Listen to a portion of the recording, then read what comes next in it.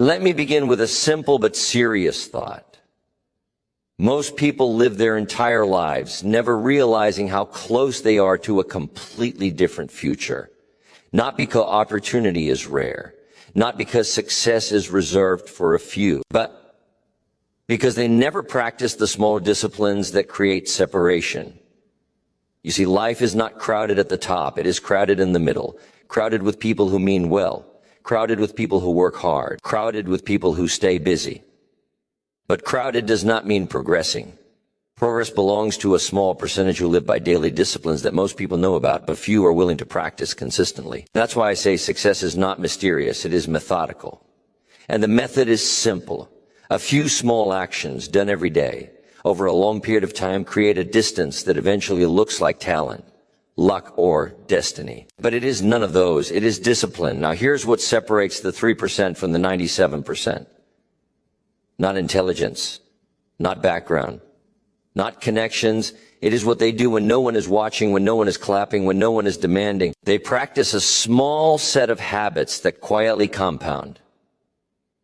And what others are waiting for motivation, waiting for the right time, waiting for confidence to appear. These few are practicing discipline. They are not extraordinary people. They simply do ordinary things with extraordinary consistency. And that consistency creates separation. So in this message, I want to share with you 4 daily disciplines, not theories, not complicated systems. 4 simple practices that if you adopt them and live by them will quietly move you into a different category. Not overnight, not dramatically, but inevitably. Because the gap between average and exceptional is not wide in effort. It is wide in consistency. And the good news is this. You don't need to change everything. You just need to start doing a few things that most people are unwilling to do every day. And over time, that choice will separate you from the crowd. Let's begin with the first daily discipline. And this one is foundational. You must learn to control what you think about every day. Most people live at the mercy of their environment. They think about whatever shows up, whatever worries them, whatever distracts them, whatever entertains them. Their mind is always busy, but rarely directed. And a mind without direction will always drift toward fear, doubt, and distraction. You see, your life will always move in the direction of your most dominant thoughts, not your wishes, not your hopes, your thinking. If you think small, you act small. If you think confused, you act scattered. If you think disciplined, you act disciplined. The top few % of people understand something most never practice. They decide in advance what deserves their mental energy. They don't let their mind wander all day. They feed it. They read when others scroll.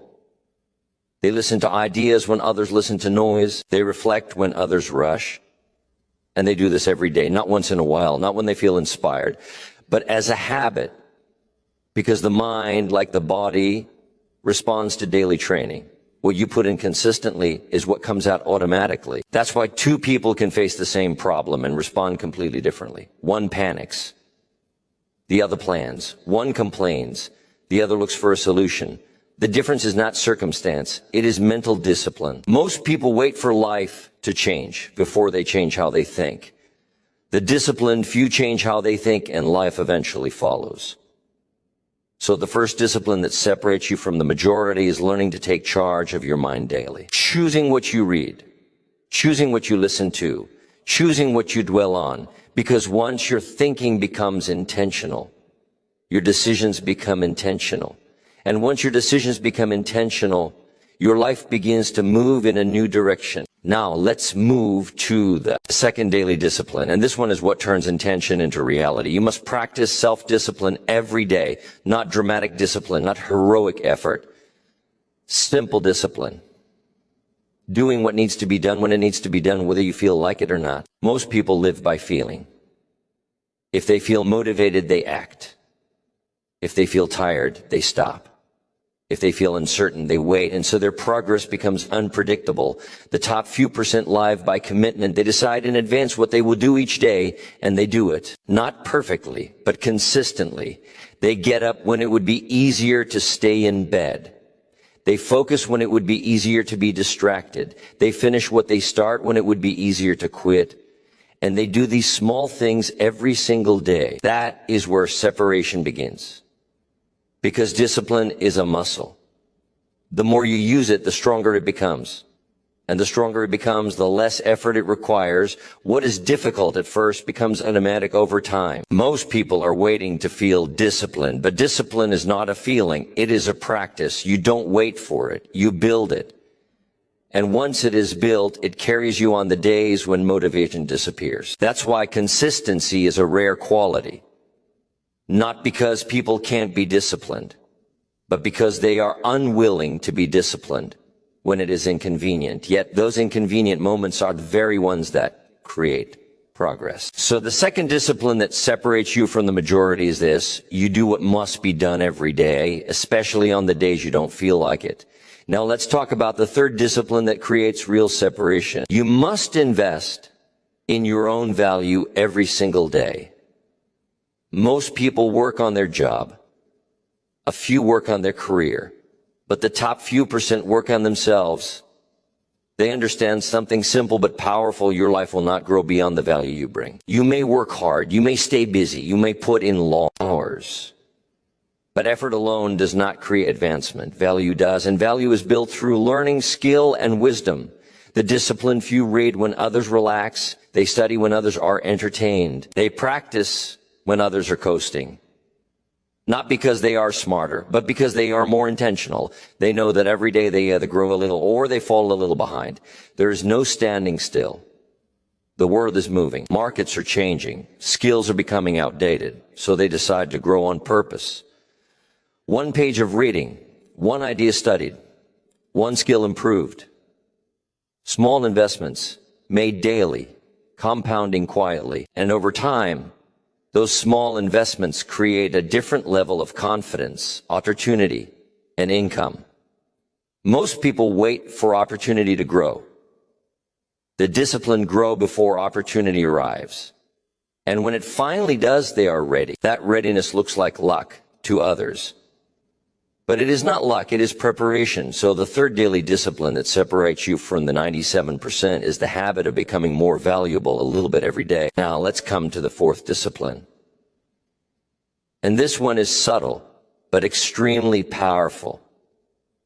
You must learn to control your environment every day.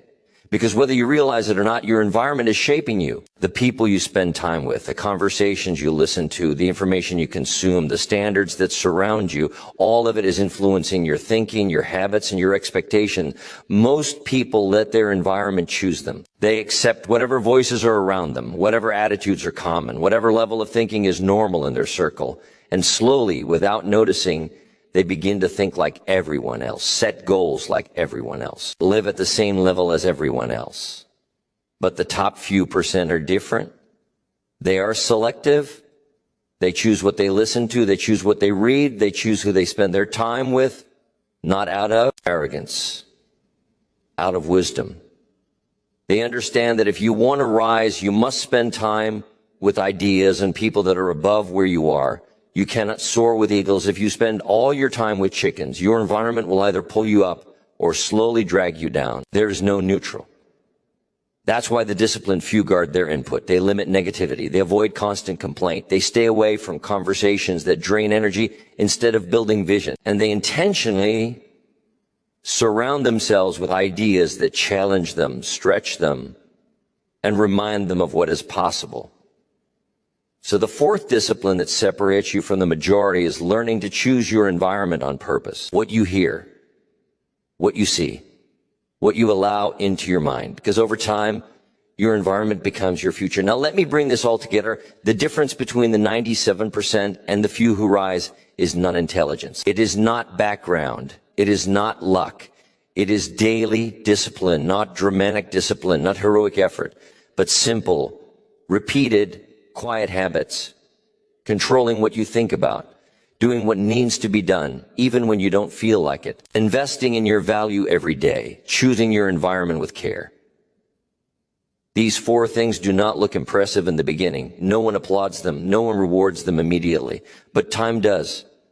And time is the great separator. Most people want results without routine, progress without patience, success without structure. But life doesn't work that way. Life rewards the few who are willing to do small things with great consistency. The few who understand that what you do every day matters far more than what you do once in a while. You don't become exceptional in public. You become exceptional in private. In the way you think, in the way you decide, in the way you use your time, in the way you grow when no one is watching. And one day, quietly, almost without noticing, you look around and realize you are no longer part of the crowd, not because you tried to be different, but because you were willing to be disciplined. And discipline, practiced daily, always creates separation. Not overnight, not by accident, but inevitably.